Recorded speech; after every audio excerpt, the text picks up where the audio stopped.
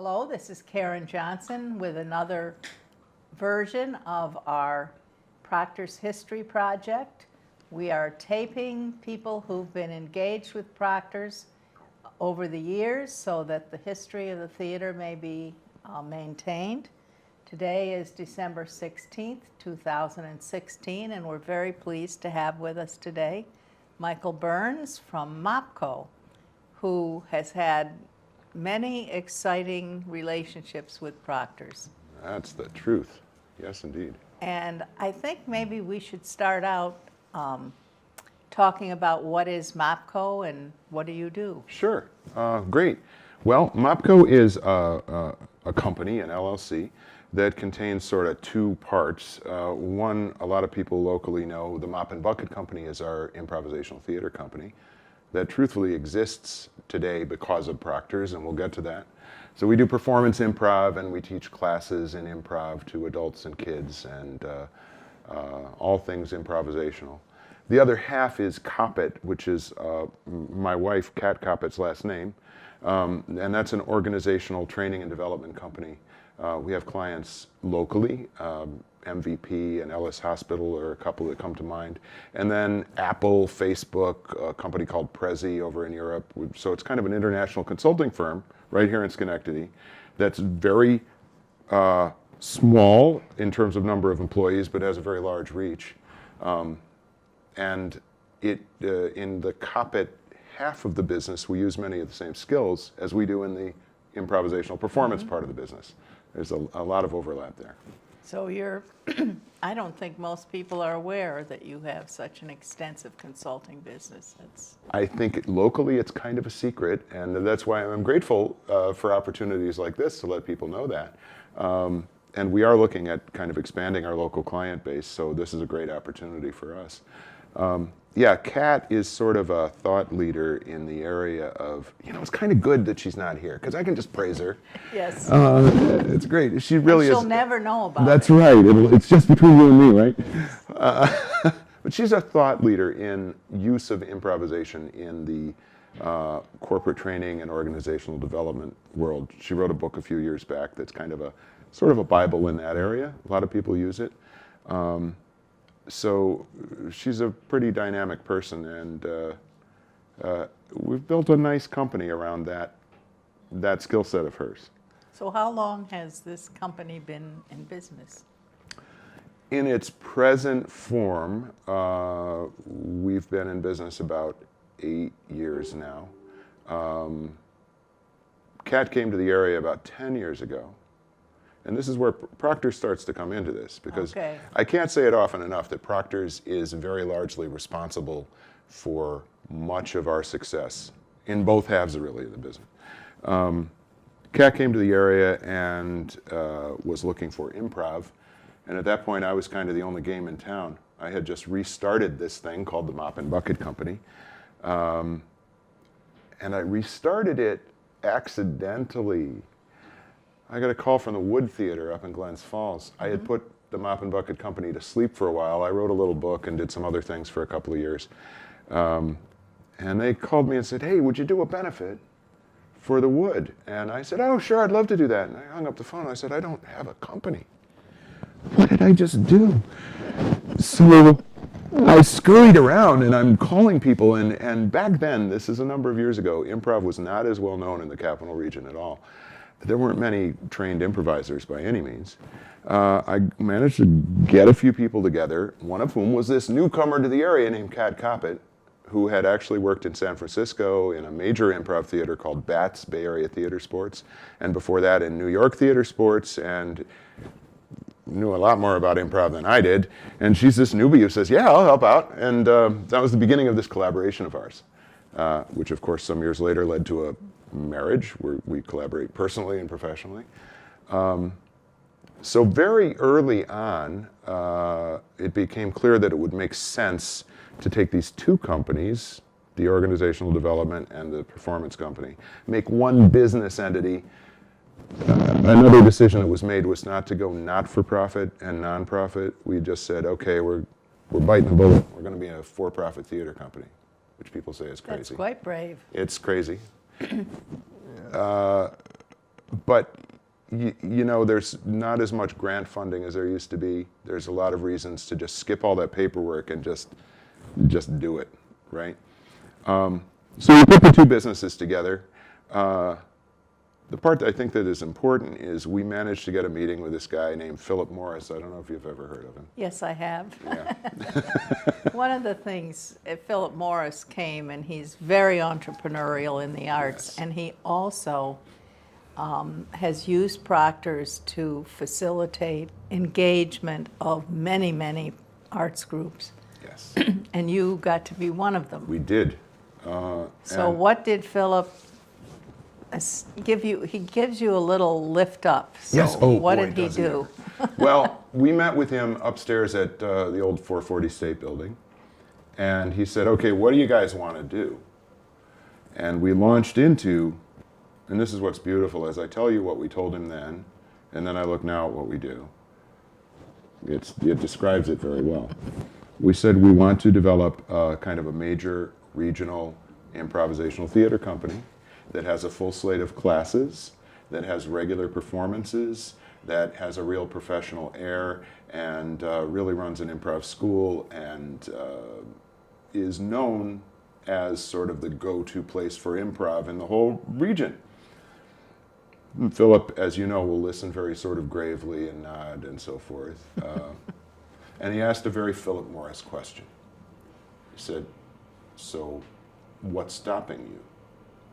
Now, if I had been left to my own devices, the meeting would have just been not so useful, because I would have had a litany of, oh, it's so hard, and pity me, and so there's so many things, and so forth, which knowing Philip now in retrospect, would not have impressed him.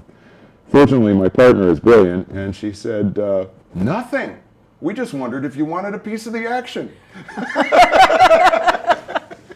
Changing things up a little. Yes, which I think delighted Philip, perhaps.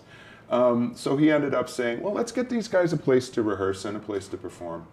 And he took us in, basically.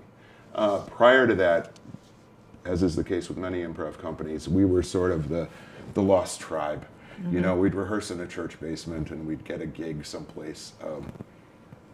I once did a garden center opening for a Walmart, which is perhaps the lowest point in my show business career. How did it go? Oh my goodness. There were wheelbarrows going back and forth through the stage performance area. Birds, you know, the way they will go Was into a anyone garden paying center. attention to you? None whatsoever. Well, I guess you're lucky if they paid you. Yeah, well, they didn't. It was one of those events for exposure. And as I have since learned, which is people, everyone is giving you that opportunity. yes, and you know, people die of exposure, so. They like to eat too. They do. Oddly enough, artists like to eat just as much as plumbers do. You know? So then Philip made it possible for you to have a regular Yeah. performance venue Yes. in the underground at Proctors, Right. which Yeah, is at first at otherwise the old known building. as the basement. That's right. And Oh, you were in 440? we were in also? 440, and then you know that building had to go the way of all things. And then here's the thing: the 440 Black Box Theater was great. Philip and Dan Sheehan really took care of us when that needed to go. To find another place in this building that is so full of activities and groups and things going on, they wedged us into that basement space, and they also found a rehearsal space for us up in this loft upstairs in the Key Hall building. Mm-hmm. Took a little elbow grease, but that's okay, we have that. But they took care of our needs because they had, I think what is one of the many things that's great about Proctors is if they make a commitment to somebody, they stick with it, right? Unless you mess it up, they'll stick with you, you know? Yes. And we were able to develop this sort of small but loyal audience base. You know, I mean, when you're working in a basement, there's expectations, right? It's Lower, you mean? lower, literally and Okay. figuratively lower. But it was great to have that stability and that ongoing relationship because, to be perfectly honest, when we got here, we weren't all that great. like any other art form, it takes time to develop performers and develop an ensemble. But we were able to steadily improve over the years, and that would not be the case if it weren't for Proctors. There's no question about it. So about how many people are working with you, and what's kind of the arrangement? Are some regulars and some come in?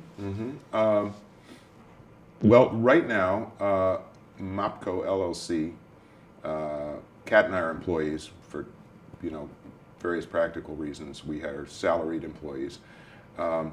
And we have 4 other employees, 3 of whom are improvisers with the company. So one of the things that we wanted to make good on is commitment to professionalism and really making local work happen. So there's roughly, and we have a part-time employee, our musical director. So of the acting company, of the Mop and Bucket company, there's roughly a dozen at any given time, and 1, 2, 3, 4, 5 are either full or part-time employees.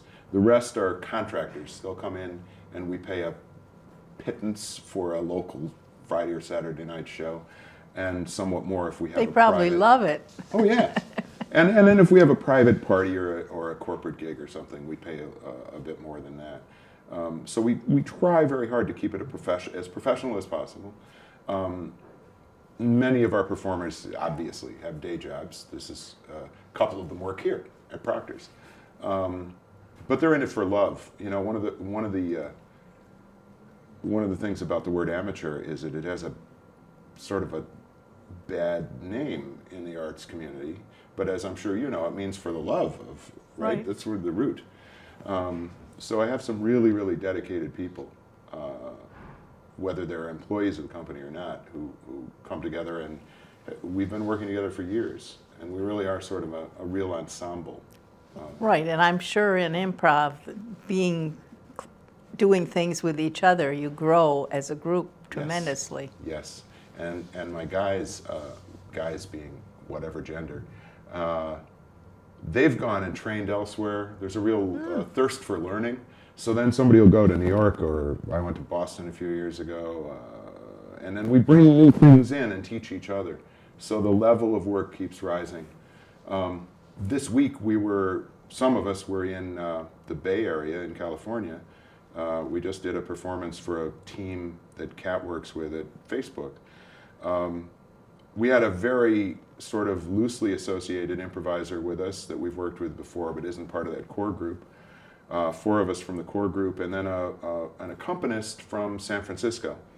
And the beauty of it is, once you get to be pretty good at improv, we were all able to sort of mesh very well because we speak the same language, So You got to look into this a little more. Well, Philip is very interested in the creative economy. Yes. The fact that we have under-recognized the impact of the arts financially on salaries of people and spending. And so you are part of that community, obviously, and I'm sure that's one reason he was motivated. Plus, he just loves almost everything He's theatrical. I think he's a very curious guy, right? He says, what happens if we back this? What'll this develop into, right? And that's a great thing, because so often people have a closed idea of what is possible and not possible, will work, won't work. And in terms of the creative economy, we're certainly part of it.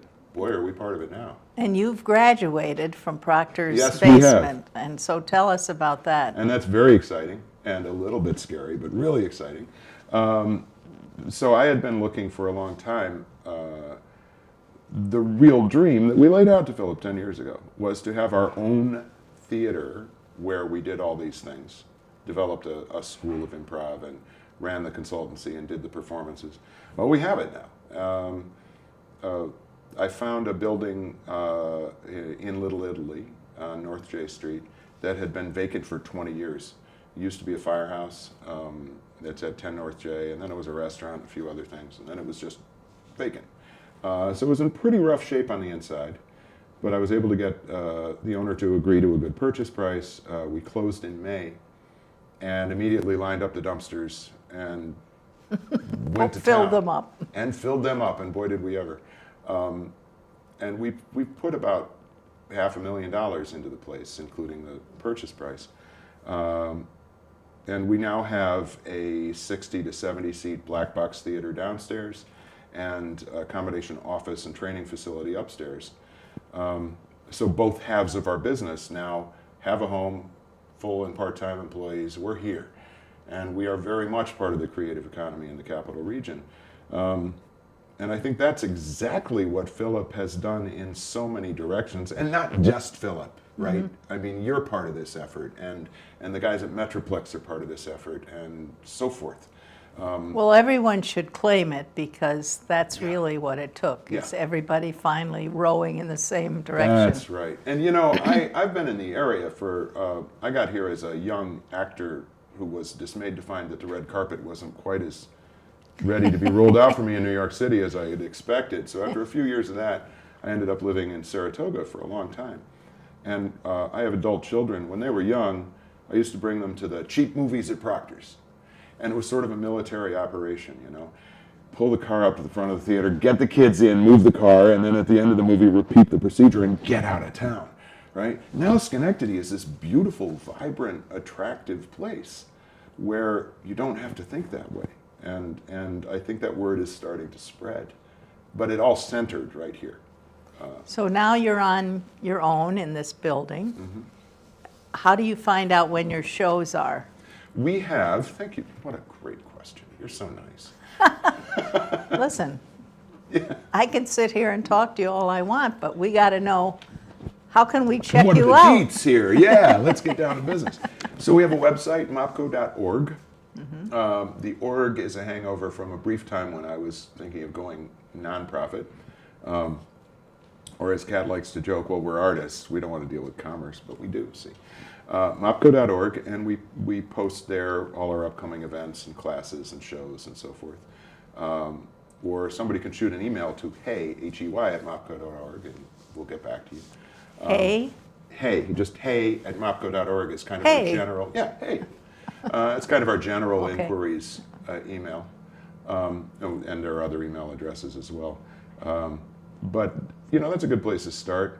We are usually listed in the various calendars. The alt is just getting started, and we're starting to give them information about what we're doing and where we'll be. So we try to, and of course OSM, we're trying to get the word out anywhere we can.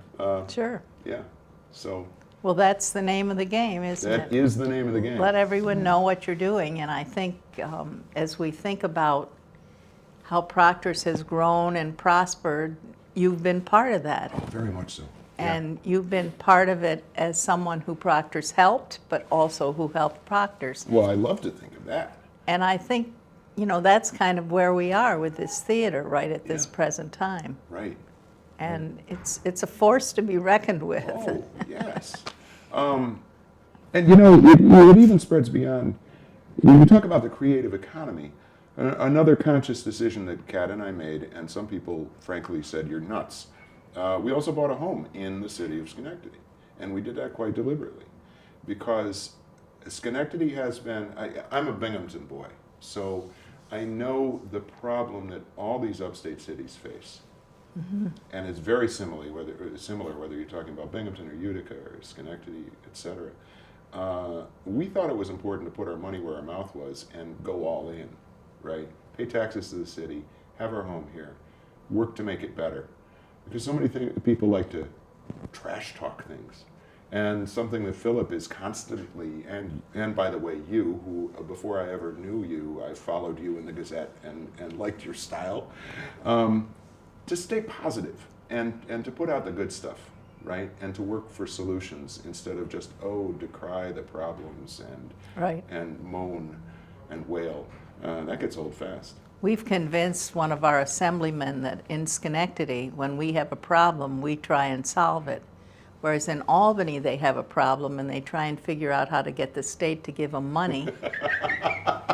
And it takes so long, you know, it's just not good. But we know we're not getting the money, though lately we have gotten There's been more. a little money coming down the pike lately.